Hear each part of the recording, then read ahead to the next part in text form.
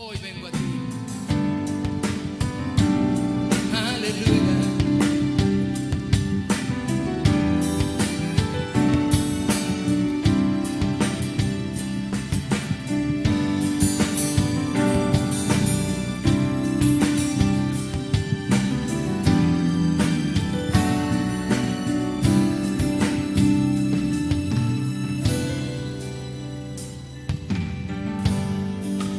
Vengo a ti, Señor,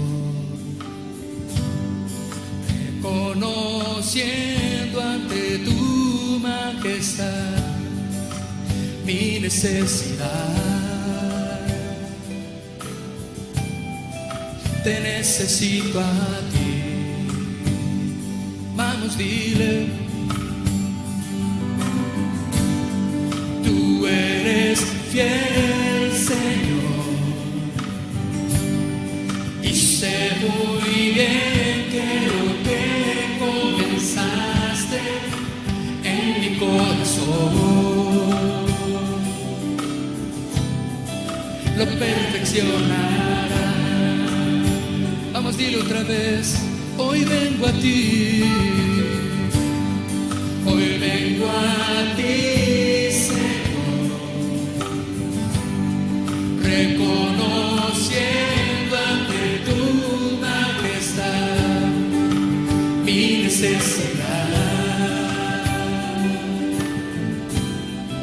Te necesito a mí. Y levanta tus manos.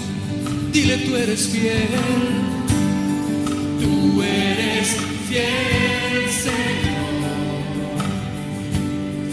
Y sé muy bien que lo que comenzaste en mi corazón lo perfeccionará.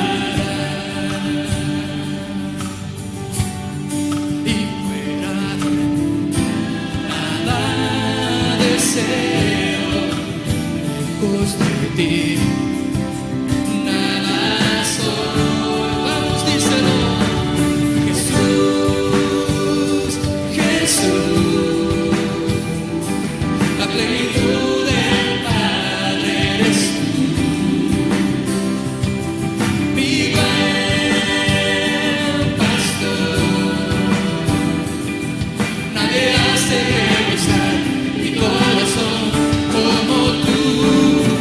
Jesús, Jesús, eres mi herencia, mi porción, mi todo. Ya no vivo yo, vives tú en mí. Completo estoy, no necesito más. No necesito más.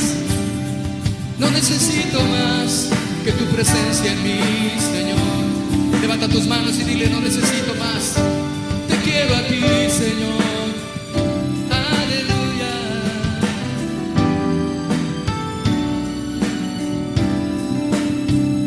Hoy vengo a ti, Señor. Hoy vengo a ti, Señor,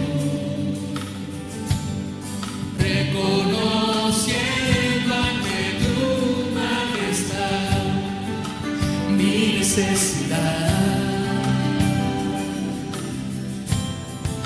Te necesito a mí. Vamos, dile, tú eres fiel. Tú eres fiel, Señor. Que se oiga tu voz. Y sé muy bien que lo que comenzaste en mi corazón, aleluya, lo perfeccionará. Y fuera de ti, y fuera de ti, nada deseo, por ti nada soy. Vamos, díselo. Jesús, Jesús, la plenitud del Padre eres tú.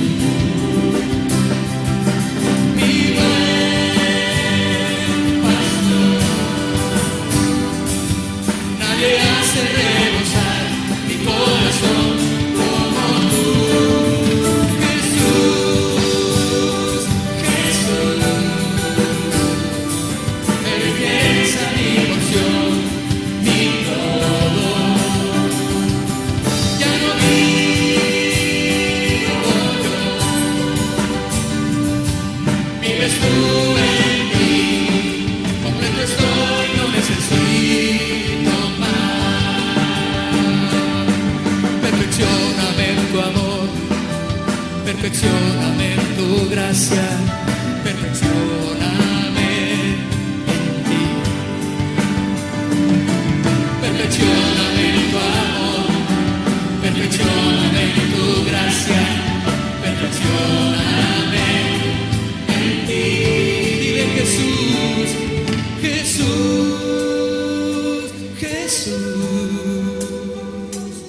la plenitud del Padre eres tú, mi buen pastor. Nadie hace rebosar mi corazón como tú. Jesús, Jesús, eres mi herencia, mi porción, mi todo. Ya no vivo yo, vives tú en mí, completo estoy, no necesito más, no necesito más, te necesito a ti, Señor. No puedo vivir sin ti, Señor. No puedo sin ti, Señor. Jesús, tú eres mi porción. Vamos, levanta tus manos y adoremos, pero también levanta tu voz y dile: Jesús, eres mi porción, eres mi rey, eres mi Señor. Teniéndote a ti, no necesito más. Aleluya. Teniéndote a ti, no necesito más. Aleluya. Adórale, iglesia, adórale. Levanta tu voz y derrama tu corazón delante de Él. No puedo más sin ti, no puedo más sin ti, Señor. Aleluya, te necesito a ti, más y más.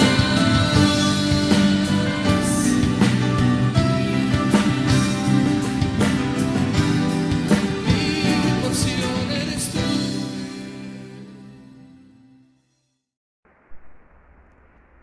Muy buenos días, mis hermanos de Casa de Oración Berazategui, hermano que puedas estar escuchando, amigo, familia, que el Señor en esta mañana, 27 de septiembre, que te bendiga, que te guarde, que sea bueno contigo y te tenga compasión, como dice el número 6, que el Señor te bendiga, te proteja, que sea bueno contigo y te tenga compasión, que te mire con amor y te haga vivir en paz. Es mi deseo hacia tu vida, hacia tu familia en esta mañana. Y un gusto saludarte, pudiendo tener este espacio, este tiempo para compartir una vez más la palabra de Dios.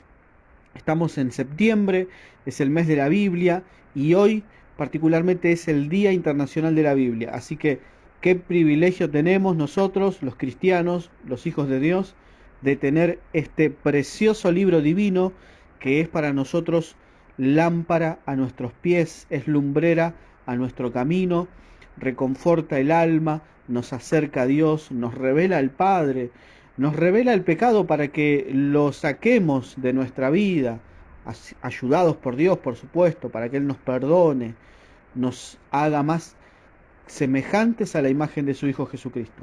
Así que, qué privilegio tenemos de tener la Escritura. El Señor Jesús dijo en su oración: Padre, santifícalos en tu verdad, tu palabra es verdad. y tenemos esa palabra profética más segura, la que es firme, la que nunca falla, la que nunca cambia, la que es certera. Ella es la palabra de Dios, la palabra profética más segura, a la cual nosotros hacemos bien en estar atentos hasta que el Señor regrese. Así que en esta mañana vamos a compartir la palabra de Dios. Hoy nos convoca el tema ¿por qué necesitamos conocer la gracia de Dios? Estamos haciendo un recorrido a través de la Escritura en todo lo que ella dice referente a nuestra salvación, tan grande como dice la Biblia. Y hoy nos toca ver el tema de la gracia de Dios. ¿Por qué necesitamos conocer la gracia de Dios?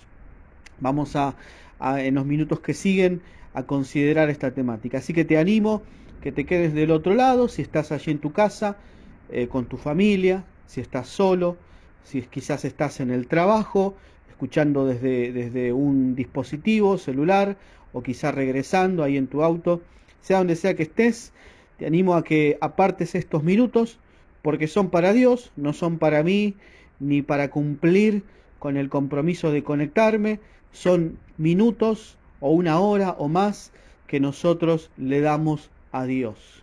¿Sí? En una oportunidad me dijo un pastor, maestro, nos decía a todos, cuando usted haga algo para Dios, hágalo de la mejor manera porque es para Dios, no es para el diablo. Así que este tiempo que usted está ahí en su casa quizás y lo aparta, lo está apartando para el Señor. Más allá de que me tenga que escuchar a mí, no soy el mejor de los oradores, no soy el mejor de los expositores.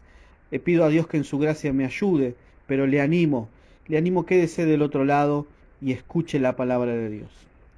Antes de comenzar a orar, vamos a orar a pedir a Dios que Él nos asista con su Espíritu Santo y nos ayude a poner por obra todo lo que vamos a leer. Padre, en el bendito nombre de tu Hijo Jesucristo, yo te doy toda la gloria en esta mañana, toda la honra, toda la alabanza, Señor, solamente a ti. Te pido que tú nos permitas acercarnos a tu palabra, Señor, con un espíritu reverente, deseosos de aprender y de poner por obra y de conocerte más, Señor. Te pido que tú bendigas a los que están del otro lado, Padre, a las familias, a los niños aún que puedan estar escuchando allí. Tú, bendito Dios, les hagas llegar tu palabra al corazón y lleve mucho fruto, Señor, porque ese es el propósito que tiene tu palabra, caer en la buena tierra y poder dar fruto en esa vida. Padre, en el nombre de Jesús te lo pido, ayúdame a compartir esta tu palabra, lo necesito, Señor, todos nosotros necesitamos de ti, y aún tu palabra, Señor amado, traiga sobre tus hijos en este tiempo, Señor bendito del cielo, traiga una renovación, tanto en la mente, Señor, como en el compromiso, como en la entrega. Que tu palabra afecte nuestras vidas, afecte nuestra voluntad, Padre. Que no sea información solamente, sino que afecte nuestra manera de pensar, nuestra manera de vivir, Señor. Te lo pido en el poderoso nombre de Jesús y te doy muchas gracias, Padre. Amén. Bien, el título es ¿por qué necesitamos conocer la gracia de Dios? Quisiera comenzar diciendo que en estos días leí una frase de un escritor, un pensador cristiano, conocido como Agustín de Hipona, uno de los que son los primeros padres de la Iglesia, que vivió allá por el siglo V aproximadamente. Él mantenía una discusión por carta, porque en ese tiempo las discusiones eran largas, se mandaban cartas y hasta que una carta llegaba, era leída y era respondida, podían pasar días, ¿no? Hoy la gente discute por las redes sociales y es más rápido, más ligero. Pero bueno, en aquel tiempo y tenían intercambio de opiniones a través de cartas. Y déjeme decirle que eran discusiones con un nivel de intelectualidad y con un nivel de ética muy alto, ¿no? Hoy no estoy hablando de una discusión con insultos, con ese tipo de cosas. No estoy hablando de un intercambio de opiniones o de posturas teológicas. Y San Agustín le escribió en su carta a este opositor, le dijo: ojalá hubieses reconocido la gracia de Dios en Jesucristo. Él estaba muy compungido y decía, entre toda esta discusión, lo único que puedo orar y decir, ojalá puedas ser capaz de reconocer la gracia de Dios en Jesucristo. Y esto me llevó a reflexionar y a pensar y a decir, ¿qué dimensión nosotros tenemos de la gracia de nuestro Dios? Nosotros hablamos de su gracia, cantamos de su gracia, nos gloriamos en esa gracia, pero ¿qué dimensión nosotros tenemos? ¿Qué grado de comprensión? ¿Qué valor nosotros tenemos de esa gracia de Dios en Jesucristo? Es interesante esto, yo lo animo a que usted reflexione conmigo y que podamos juntos concluir en esto. Todo ser humano tiene necesidad de conocer la gracia de Dios. Y aún el cristiano, el que ha llegado a ser hijo de Dios, necesita conocer en la mayor profundidad posible la gracia que le ha sido dada. Por eso Pedro dice, ustedes crezcan en la gracia y en el conocimiento de nuestro Señor Jesucristo. Vamos a comenzar hablando acerca del significado de la palabra gracia. La palabra gracia aparece en el Antiguo Testamento, allí en Génesis 6:8. Allí aparece el término hebreo gen o gen, donde dice que es una actitud de mostrarse misericordioso, de mostrarse amable, generoso o con intenciones de otorgar favores. Aquí el término gen es hacer actos de bondad o de benevolencia. En Génesis 6:8 el texto es referente al contexto del diluvio, en el cual dice el Señor que la maldad de los hombres era tal que pensaban solamente o de continuo en hacer el mal. Y que había un hombre allí llamado Noé, tremendo varón, que él halló gracia ante los ojos de Dios. Esto significa que Dios tuvo la actitud de mostrarse misericordioso, generoso y dispuesto a otorgar un favor a Noé. ¿Cuál? El de encomendarle la tarea de construir el arca y a través de la obediencia y de la fe, que así pudiera salvarse él y su familia y continuara la raza de los hombres. El segundo término es el término Chesed. Aparece en Éxodo 26 y aquí la palabra gracia utilizada tiene el sentido de hacer caridad, hacer bondad, hacer misericordia, algo similar al término shen que acabo de mencionar. Algunos creen que es el concepto más cercano a la idea de gracia en el Nuevo Testamento, porque está conectado con la redención. Cuando el Señor habla en este texto de gracia, va muy conectado a la redención. Está este término en Éxodo 26, por ejemplo, dice, pero derramo amor inagotable, dice Dios, pero derramo amor inagotable por 1000 generaciones sobre los que me aman y obedecen mis mandatos.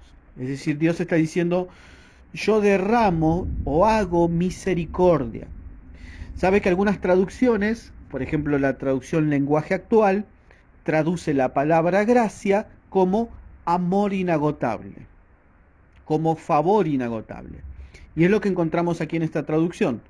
Dios derrama su amor inagotable, su gracia, hace misericordia para salvar por 1000 generaciones a los que aman y obedecen sus mandatos. Hay otro término hebreo que es el término ratzon. No sé si se pronuncia así, no soy lector de hebreo, no sé si es correcto ratzon, pero bueno, este término significa también contentamiento y aceptación. Significa buena voluntad. Aparece por ejemplo en Isaías 60:10, donde dice, vendrán extranjeros para reconstruir tus ciudades y sus reyes te servirán, aunque te destruí en mi enojo, ahora tendré misericordia de ti por mi gracia. Es decir, Dios está diciendo, tendré buena voluntad sobre ti por mi gracia. Aunque extranjeros destruyeron tus ciudades, tendré misericordia de ti por mi gracia. Un destacado comentarista y doctor en teología llamado E.F. Kevan sugiere que el concepto del Antiguo Testamento de gracia no se obtiene adecuadamente con un análisis del lenguaje, sino que se revela a través de la acción de Dios. Nosotros podemos entender o tener una mayor comprensión de lo que es la gracia en el Antiguo Testamento cuando vemos a Dios obrando o en acción, ¿sí?, movido por esta gracia. La manifestación de la gracia de Dios en el Antiguo Testamento entonces se puede ver cuando Dios elige a Abraham, por ejemplo. Abraham no había hecho absolutamente nada para ser merecedor del llamado de Dios. También lo vemos en el llamado de Isaac o de Jacob para ser el padre de Israel. También, por ejemplo, vemos la gracia de Dios revelándose a Moisés en aquella zarza. Vemos la gracia de Dios en el Sinaí, dándole la revelación a Moisés y al pueblo. Vemos la gracia de Dios cuando Dios comisiona hombres llamados profetas para darle un mensaje al pueblo. Vemos la gracia de Dios cuando Dios restaura al pueblo después de la cautividad en Babilonia, que estuvieron 70 años allí. Vemos en todas estas acciones de Dios su gracia, su misericordia y su buena voluntad para con su pueblo. Entonces, vemos allí la obra de gracia del Señor para con los suyos, y la primera de todas es la de Génesis 3:15. Allí tenemos una bondad o una disposición a hacer el bien, un regalo inmerecido que Dios promete a la mujer que acababa de pecar. Dios le dice a la serpiente, le dice: un hijo de la mujer te aplastará la cabeza y tú le morderás el talón. Es decir, Dios está hablando ya de antemano de que Jesucristo vendría a destruir terminantemente al diablo, ¿sí?, y vendría a traer salvación. Bueno, eso en cuanto a la gracia en el Nuevo Testamento, en el Antiguo Testamento. Ya en el Nuevo Testamento, el término gracia es el término charis. Tiene al menos 3 sentidos, yo los voy a comentar brevemente.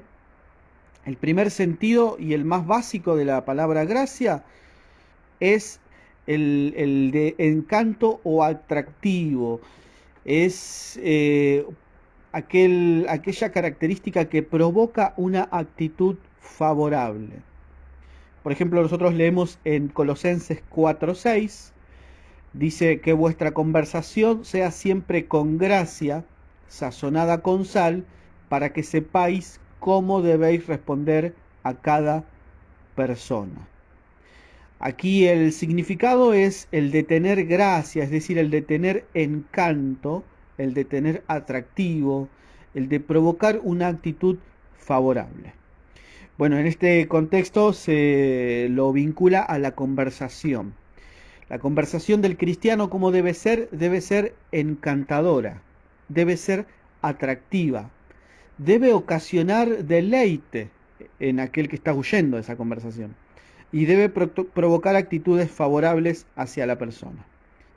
Nadie quiere conversar con una persona amargada, grosera, que una persona que siempre está quejosa, quejumbrosa, siempre tiene algo mal.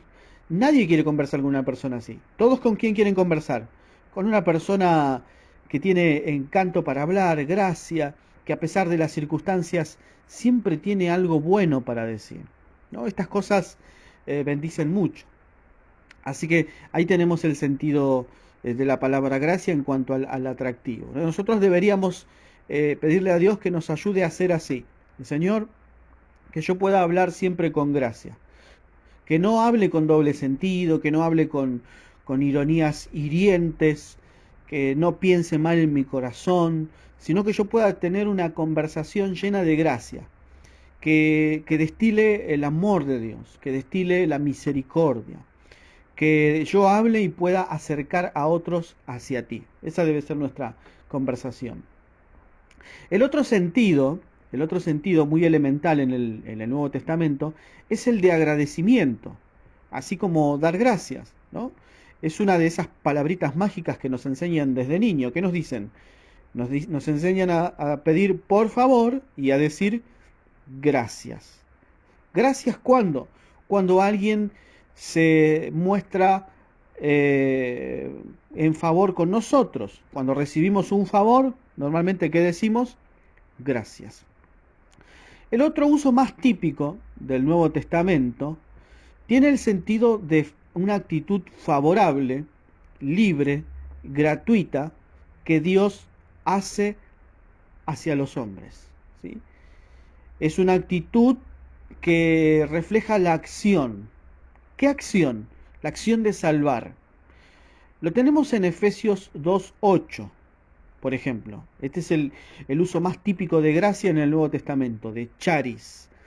Es la actitud de Dios de mostrarse totalmente favorable, ejerciendo su libre y soberana libertad, ¿sí? Y de manera gratuita, es decir, que no actúa así por un mérito de nosotros. ¿En qué? En salvarnos, ¿sí? Dice Efesios 2:8, Dios los salvó por su gracia cuando creyeron. Esto es lo que Dios hizo. No, si Dios a usted no lo salvó todavía, deposite su confianza en Dios. Arrepiéntase de sus pecados porque necesita ser salvo. Lo compartió Esteban el domingo pasado. Necesitamos ser salvos de la condenación eterna. Todos nosotros quebrantamos la ley de Dios. Merecemos el infierno, merecemos ser separados eternamente de Dios. Y necesitamos que Dios nos rescate de ese destino. Entonces Dios nos salva nuestras almas del castigo eterno cuando nosotros creemos en su santo evangelio. Y dice Efesios 2:8, ustedes no tienen ningún mérito en que Dios los salve. Es un regalo de Dios.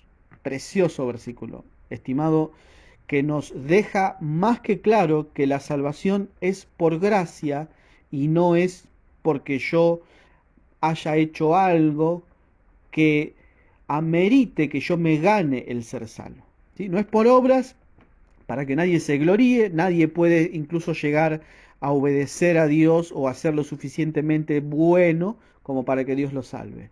Es su gracia cuando creemos en su Hijo Jesús. Eso es, digamos, aceptar plenamente el sacrificio de Jesús y no hacer vana la cruz de Cristo. Porque si fuera por obras, ¿para qué murió Cristo Jesús en la cruz?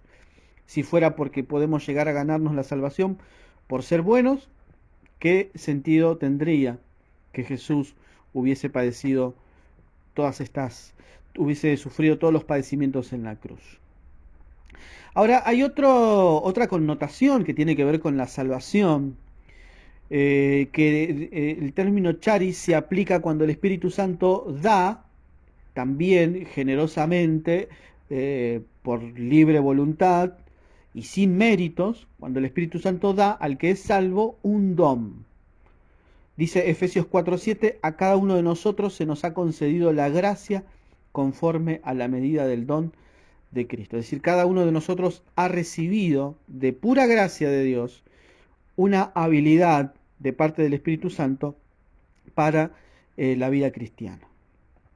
La gracia también en el Nuevo Testamento lleva la idea de habilitar al hombre para actuar por encima de sus fuerzas naturales. Tenemos el claro ejemplo de Pablo. Pablo era un hombre común y corriente, él había sido preparado en la letra, él conocía mucho la filosofía de aquel tiempo, él era un hombre muy preparado académicamente, pero era un hombre débil, y siendo un hombre débil, fue capacitado por Dios, fue investido de poder de lo alto para hacer la obra misionera. Pablo dijo en primera a los Corintios 15:10, he trabajado mucho más que cualquiera de los otros apóstoles, pero no fui yo, sino Dios quien obraba a través de mí por su gracia. Entonces ahí tenemos que la gracia es, en principio, el don de salvación. Luego, también el don que el Espíritu Santo da al que salva, otorgándole una habilidad para que sirva en el reino de los cielos. Y luego, una habilidad también que Dios le da al que salvó para que viva la vida cristiana y cumpla con el ministerio cristiano que Dios le encomiende. Entonces, gracia es la bondad de Dios, sin respecto a méritos. Nadie puede ganarse eso. Gracia es el regalo de Dios no merecido. Es eso que Dios nos da cuando creemos. Es un regalo de Dios. La salvación no es un premio por las cosas buenas que hayamos hecho, dice Efesios 9. Así que ninguno puede jactarse de ser salvo. Estimado, en esta mañana le animo a darle toda gloria y toda honra al Salvador, que por su bendita misericordia y siendo un Dios de toda gracia, ha elegido salvarnos por medio de lo que su Hijo Jesucristo ha hecho allí en la cruz. Ahora, la gracia es una actitud de Dios para con el hombre. Eso es lo que es la gracia. Es una actitud de Dios para con el hombre. La gracia de Dios no se manifiesta hacia los seres caídos, por ejemplo, hacia los ángeles. No, los ángeles caídos, que son los demonios, que es Satanás, no se pueden salvar. Así que no se preocupe por eso. Usted preocúpese por usted, que usted sí se puede salvar, y también por los suyos, por las personas. Las personas sí se pueden salvar y necesitan conocer la gracia de Dios, pero los demonios no. Los demonios ya tienen una sentencia firme, ya tienen una condenación aguardándoles. Así que la gracia es una actitud de Dios para con el hombre. Es algo que, como dice Efesios 2:7, de modo que en los tiempos futuros Dios puede ponernos como ejemplos de la increíble riqueza de la gracia y la bondad que nos tuvo, como se ve en todo lo que ha hecho por nosotros, que estamos unidos a Cristo. Todo lo que Dios ha hecho por nosotros muestra la increíble riqueza de su gracia, y es una actitud que Él tiene para con el hombre. La gracia es una obra de Dios a favor del hombre. Sabe que la gracia es Dios actuando y obrando a favor mío. Como dice Tito 2:11, pues la gracia de Dios ya ha sido revelada, la cual trae salvación a las personas. De modo entonces que la gracia es eso, es un don de Dios que Dios nos da, es una habilidad. Cuando nosotros somos salvos, Dios nos da una habilidad para servirle. Es el poder de Dios obrando en mi vida. Y esto es precioso, mis hermanos. La gracia es el método de Dios para salvar al hombre. No es la ley el medio para salvar al hombre. Es la gracia de Dios, el medio, el método para salvar al hombre. Romanos 3:23 dice, todos hemos pecado y por eso estamos lejos de Dios. Pero Él nos ama mucho y nos declara inocentes sin pedirnos nada a cambio.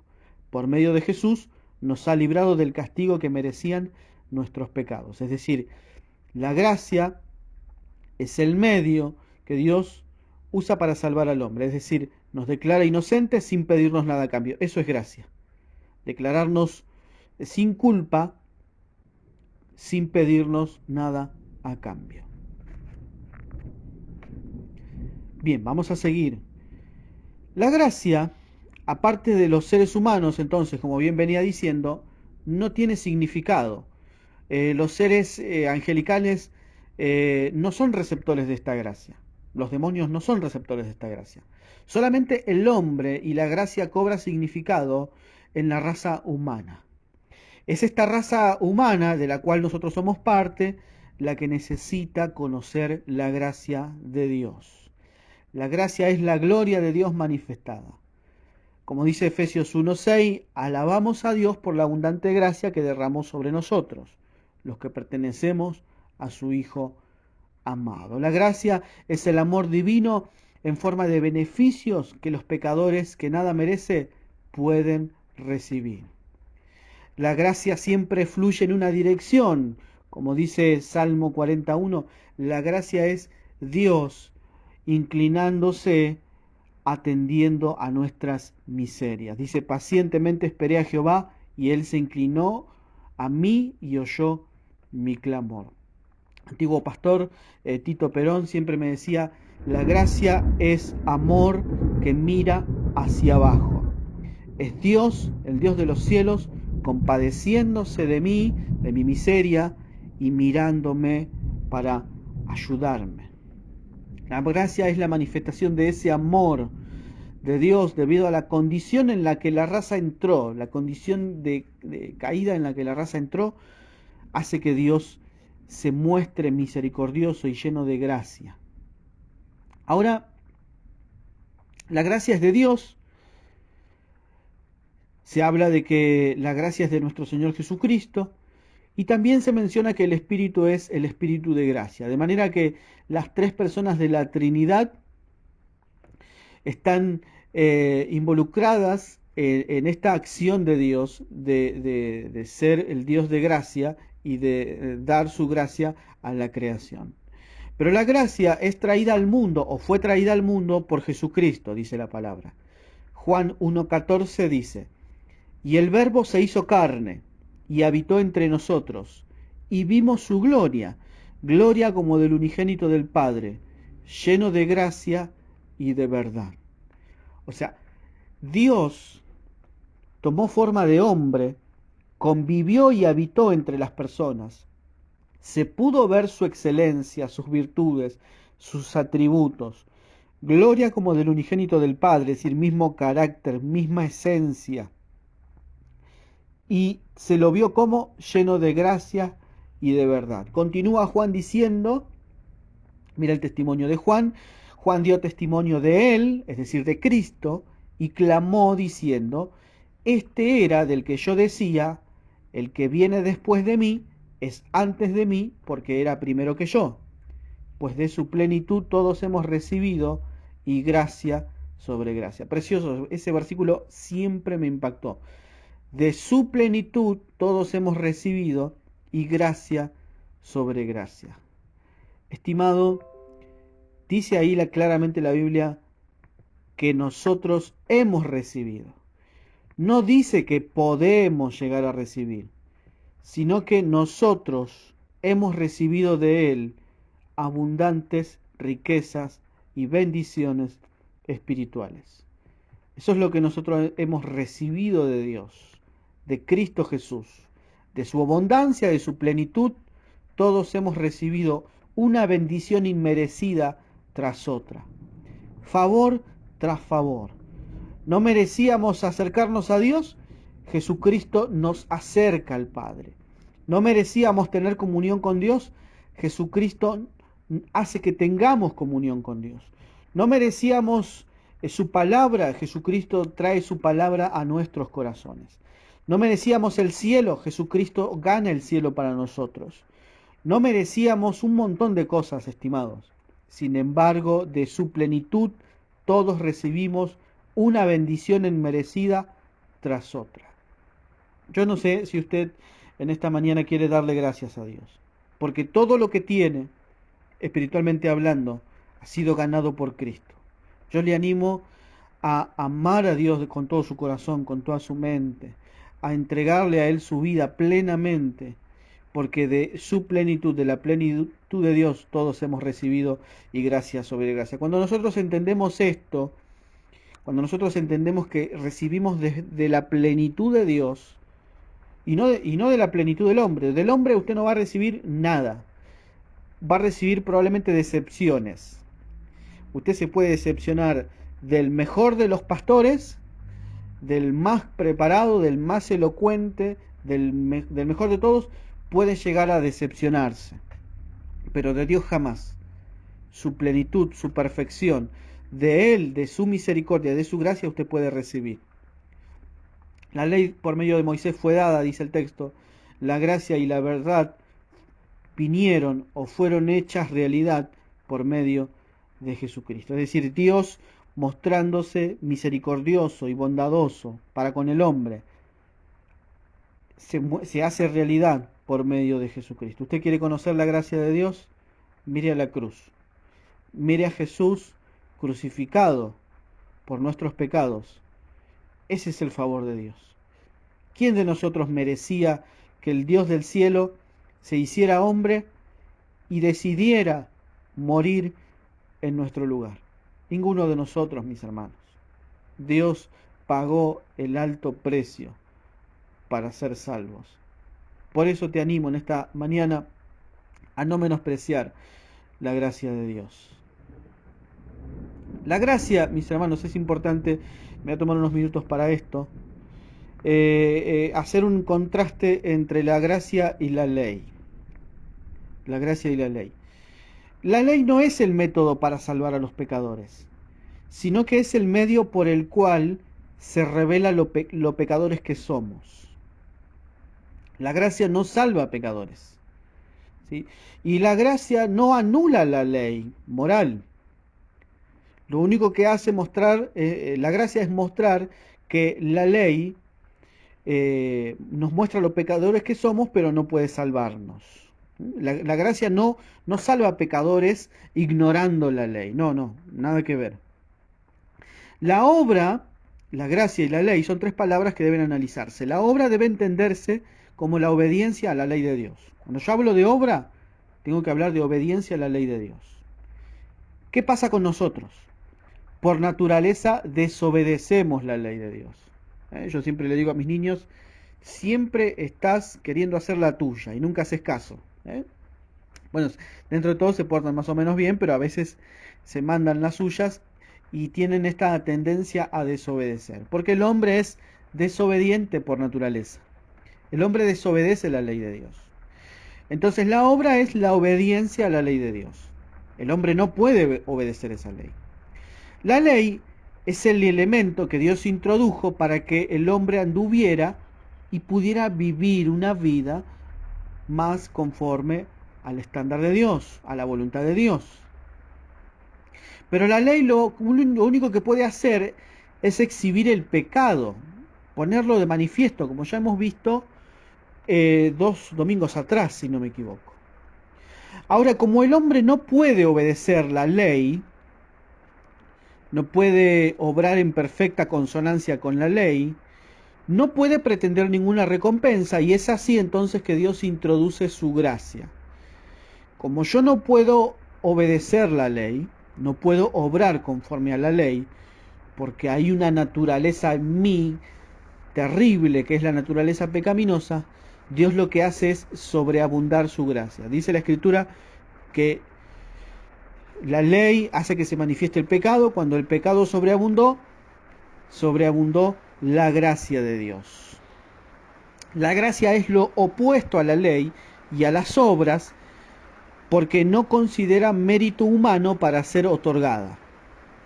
Pero la gracia no anula la ley, ya que por medio de la ley el pecador puede darse cuenta de su estado miserable, de la bondad de Dios, y recibir así una vida para obedecer esa ley. Es como para hacer una relación entre gracia, ley y obra, y entender que la gracia no anula la ley. La gracia no me da libertad para desobedecer la ley moral de Dios. Todo lo contrario. La gracia me revela que la ley es santa, que yo soy un pecador, y la gracia lo que hace es salvarme de mi pecado y capacitarme para que yo pueda obedecer esa ley, pero no por obligación, sino ahora por deleite. Por eso dice Juan, sus mandamientos no son pesados, no son gravosos, anhelo obedecerlos. Ahora bien, continuando un poquito con esto, ¿cuáles son las actitudes erróneas que yo puedo tener en cuanto a la gracia? Y ya vamos avanzando. Bueno, en principio rechazar la gracia. Esto es lo que yo le diría a usted que no haga. La primera actitud errónea en cuanto a la gracia es seguir pecando a propósito después de haber tenido conocimiento de estas cosas. Y de esa manera quedar expuesto a una terrible expectativa de juicio de Dios. Esa es la peor actitud que yo podría tener frente a la gracia de Dios. Ignorar la gracia de Dios hacer mi vida como que no me importa lo que escuché y vivir mi vida. Es pisotear al Hijo de Dios y considerar la sangre del pacto como si fuera algo vulgar o inmundo. Es despreciar al Espíritu Santo. Hebreos capítulo 10, versos 26 al 29. Ahora hay que tener mucho cuidado con esto, porque dice el libro a los Romanos que cuando el hombre no decide no tener en cuenta a Dios, Dios lo entrega a una mente reprobada para que degrade su cuerpo y se aleje cada vez más de Dios. Como el hombre rechaza la gracia, Dios lo deja que siga su vida. El segundo error es sustituir la ley por la gracia. Es decir, pretender obtener por la observancia de la ley lo que solo se puede obtener por gracia. Es decir, pretender salvarme por hacer las obras de la ley. Ese es otro error que yo puedo llegar a tener. Lo está en Gálatas 5, 2 y 4. Las obras de la ley no salvan a nadie. Intentar obedecer la ley tampoco me ayuda porque no podría, la ley es una. En cuanto fallo en un punto, fallo en todo. Otra actitud errónea es mezclar la gracia y la ley y hacerme una ensalada. Es decir, como Dios es lleno de amor y gracia, y también me dio su ley, bueno, trato de mezclar las cosas y así me vuelvo un legalista. Es decir, que además de la gracia le agrego justificación por la ley. Es decir, si yo hago esto, Dios me acepta. Si yo hago esto, estoy mejor delante de Dios. Y así. Eso sería mezclar la ley con la gracia, sería entrar en un legalismo y atribuirle poderes santificadores y salvíficos a otras cosas, como por ejemplo guardar un día, guardar una dieta, guardar esto, guardar aquello. Esas cosas no salvan. Lo único que salva es la fe en Jesucristo y el arrepentimiento. Otro error en cuanto a la gracia es usarla como licencia para pecar. Y esto lo voy a desarrollar ahora. Por ejemplo, Judas 1:4. Otro error, y son muy comunes, sobre todo los últimos dos, son muy comunes. Mezclar la gracia y la ley, es decir, a la salvación decir que le agrego, como decían los judíos, ¿no? Si no os circuncidáis, no podréis, conforme a la ley de Moisés, no podéis ser salvos, decían los judíos, allá en los primeros tiempos de la iglesia. Bueno, eso sería mezclar la gracia y la ley. Decir, bueno, si no cumplo con determinada tradición, no soy salvo. Ese es un error muy común. Agregarle obras a la gracia. Con esto no estoy diciendo que no hay que obedecer la ley. La ley moral de Dios hay que obedecerla. Simplemente estoy diciendo que no hay que agregar tradiciones y pensar que eso nos va a salvar. Eso es lo que estoy diciendo.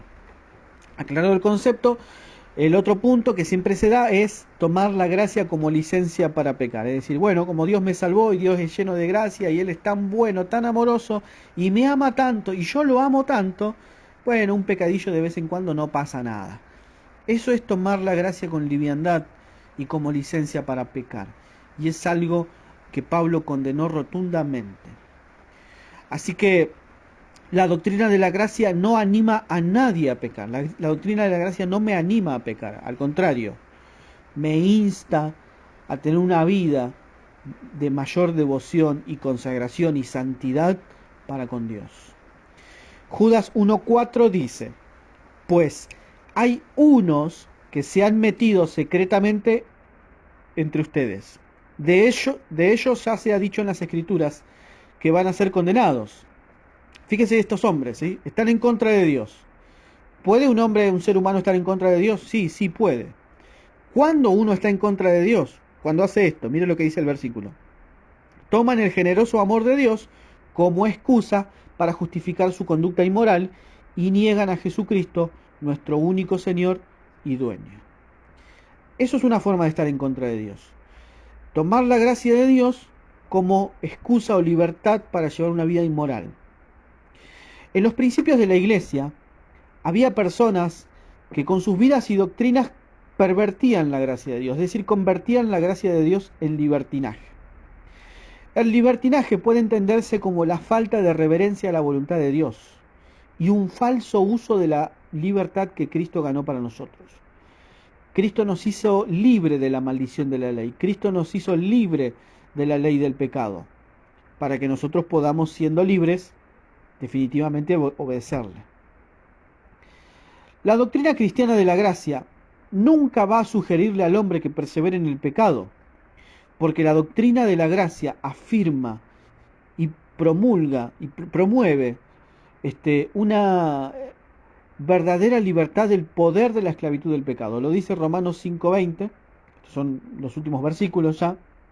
Dice: la ley de Dios fue entregada para que toda la gente se diera cuenta de la magnitud de su pecado.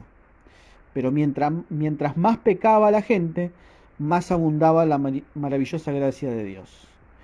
Entonces, así como el pecado reinó sobre todos y los llevó a la muerte, ahora reina en cambio la gracia maravillosa de Dios, la cual nos pone en una correcta relación con Él y nos da como resultado la vida eterna por medio de nuestro Señor Jesucristo. Ahora note el texto. Dice ahí: mientras más pecaba la gente, más abundaba la maravillosa gracia de Dios. Algunos bien intencionados, bien bichos, malinterpretaban todo esto, lo retorcían y ¿de qué le decían a la gente? Bueno, fíjate, mientras más abunda el pecado, más gracia hay. Así que dale para adelante, peca todo lo que quieras, mientras más pecado, más gracia. Eso es retorcido, satánico y diabólico. Por eso dice Pablo: ahora bien, ¿deberíamos seguir pecando para que Dios nos muestre más y más su gracia maravillosa? Por supuesto que no, dice Pablo. Por supuesto que no. No debemos seguir pecando para que Dios nos muestre más y más su gracia maravillosa, porque nosotros hemos muerto al pecado. Y si hemos muerto al pecado, ¿cómo es posible que sigamos viviendo en él? La gracia es verdadera libertad. Es libertad para empezar a tener una vida de obediencia a Dios. La vida de obediencia a Dios es: leo la Biblia, Antiguo o Nuevo Testamento, miro los principios morales, éticos, la conducta de Cristo, quiero imitarle, quiero obedecerle. Eso es la ley de la libertad en el Nuevo Testamento. Los que hemos muerto al pecado ya no estamos bajo su influencia, y el pecado no tiene poder sobre nosotros. Por eso, mi estimado, la abundante gracia de Dios nunca será un motivo para permanecer y promocionar una vida de licencia para pecar. Jamás. Con esto termino. Tito 2:11, ahí vemos que Pablo dice: la gracia de Dios ya ha sido revelada, y ella trae salvación a todas las personas que la reciben. Y ella nos instruye que nos apartemos de la vida mundana, de los placeres pecaminosos de este mundo maligno, y que vivamos con sabiduría, justicia y devoción a Dios. Eso es lo que hace la gracia. Tito 2:11 y 12. Ya ha sido revelada. Jesucristo trajo a este mundo ese favor de Dios. Y trae salvación para todas las personas. No es salvación para todos, Es salvación para los que creen. Es salvación para los que aceptan por fe el Evangelio, lo que Cristo Jesús hizo en la cruz, y se arrepienten de sus pecados. Esa es la salvación que es ofrecida a todos. Es obtenida por aquellos que genuinamente ponen su fe en Jesucristo y se arrepienten de sus pecados, para vivir en este mundo con temor de Dios, en la justicia del Señor y en un amor profundo a Él. Estimado, la gracia de Dios se ha manifestado hace más de 2000 años, aproximadamente, por decir un número. La gracia de Dios podemos ver a Jesucristo. Y de ahí la importancia que Pablo dice: solamente quiero presentar a Jesús y a este crucificado. Quiero que lo vean. Quiero que vean lo que costó la salvación de ustedes. Quiero que sean capaces de ver y comprender cuánto costó la salvación de ustedes. Cristo Jesús en la cruz. Cristo Jesús sufriendo en su cuerpo el castigo por sus pecados. Estimado, la gracia de Dios ya fue revelada, fue manifestada, y ella trae salvación a todas las personas. Yo le animo, si usted es salvo, que esto traiga un quebrantamiento en nuestros corazones. Hermanos, a veces nos mostramos quejosos, quejumbrosos, quejosos de todo. A veces nos mostramos apáticos, a veces como que si no nos interesara lo espiritual, las cosas de Dios. A veces como que lo espiritual fuera secundario, como algo no necesario. Estimado, yo le animo que ame a Dios, que ame su iglesia, que ame su familia, Porque el que ama a Dios ama a los hijos, a los que son de Dios también. Imagínense, Dios me ama a mí, ¿sí? Ama a mi esposa, ama a mis hijos, lo ama a usted. Si yo tengo desprecio por usted, yo estoy despreciando lo que Dios ama. Yo no tengo que tener desprecio por lo que Dios ama, sino tengo que tener amor. Amar lo que Dios ama. Amar las cosas que Dios ama, amar a las personas que Dios ama. Tengo que empezar a tener esa visión, que pueda ver como ve Dios las cosas. Y la gracia nos instruye a que nos apartemos de la vida mundana. Bueno sería hablar de la vida mundana. ¿Qué es la vida mundana? En otra oportunidad sería bueno hacerlo, porque hablamos mucho de esto, ¿no? Aquel es mundano, el otro es mundano, todos son mundanos. Pero ¿qué es la vida mundana realmente? Tenemos que sentarnos y decir, Señor, revelame, ¿qué es la vida mundana? Mostrame, Señor. Yo no quiero tener una vida mundana. No quiero tener una vida en placeres pecaminosos. ¿Qué es el placer pecaminoso? Mostrame, revelame a través de tu palabra. No quiero nada de esto en mi vida, sino que quiero vivir mi vida con sabiduría, justicia y devoción. Quiero amar a mi familia, disfrutarla. Quiero vivir para ti, Señor. Quiero vivir amándote, amando tu iglesia, disfrutando la comunión contigo. La vida en este mundo de por sí no es fácil, pero yo quiero vivir así, Señor, para ti. Que sea nuestra oración esta mañana. Te animo a seguir creciendo en la gracia y en el conocimiento de nuestro Señor Jesús, Salvador y todo suficiente, Dios, Salvador, Él es Jesús, a Él sea la gloria por siempre y para siempre. Te animo a inclinar tu rostro y a orar a Dios. Padre, en el nombre de Jesús, te doy muchas gracias por estos minutos que hemos tenido para compartir esta tu palabra, Señor. Señor, hemos comprendido la magnitud, en parte, Señor, porque dice tu palabra que en parte conocemos y en parte entendemos, Señor. Señor, hay tanta profundidad, tanta riqueza en esto, que nuestra mente no es suficiente para captarlo todo, Señor. Pero lo poco que hemos leído, comprendido, te pido que nos lo utilices para impactar nuestra vida, Señor. Nuestra mente, nuestra voluntad, que nos afecte, Señor, en nuestra vida espiritual. Que lo que hemos comprendido nos inste a dejar vidas mundanas. Si alguno tiene vida mundana, que decida abandonarla. Si alguno está titubeando en dos caminos, que se afirme, Señor. Si alguno de nosotros está, Señor, caminando torcidamente, te pido que nos ayudes.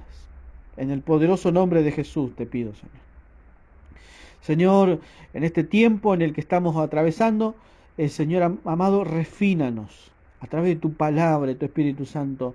Señor amado, purifícanos. Purifícanos y lávanos, Señor. Quita todas aquellas cosas, Señor, que están distrayéndonos, haciéndonos quitar la vista de lo eterno, Señor. Señor, si estamos haciendo tesoros en la tierra, Señor, cámbianos y ayúdanos a hacer tesoros en los cielos. Para ti, Padre. Ayúdanos a cumplir con todas aquellas cosas que nos pides. Padre Dios de toda gracia, te pido tu bendición sobre tu iglesia, tus hijos, sobre nosotros.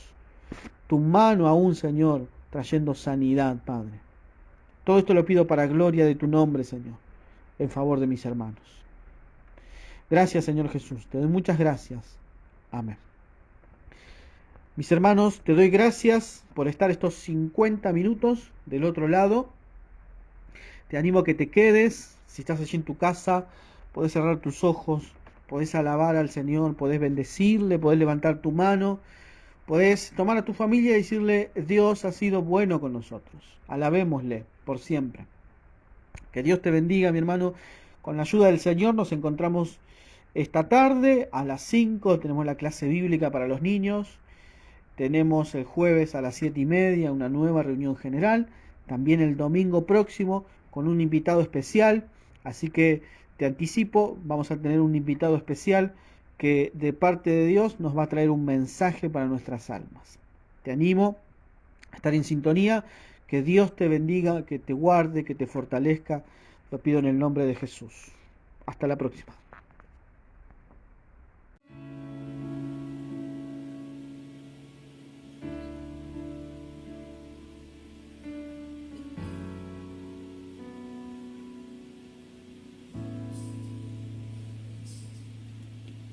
Permaneces fiel, tus bondades en cada amanecer. Nos das esperanza en cada aflicción, y a tu gloria eterna nos llamaste.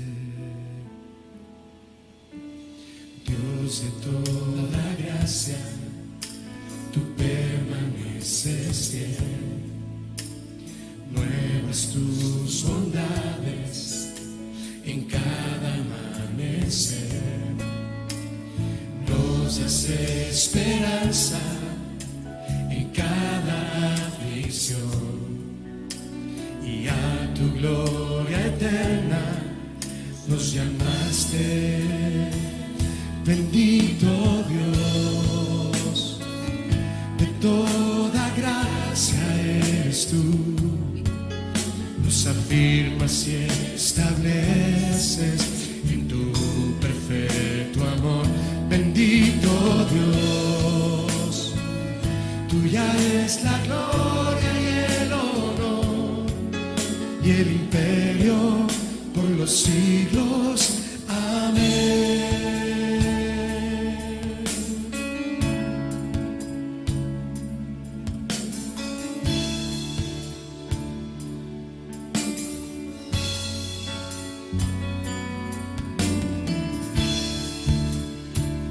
Dios de toda gracia, eres tú, Señor.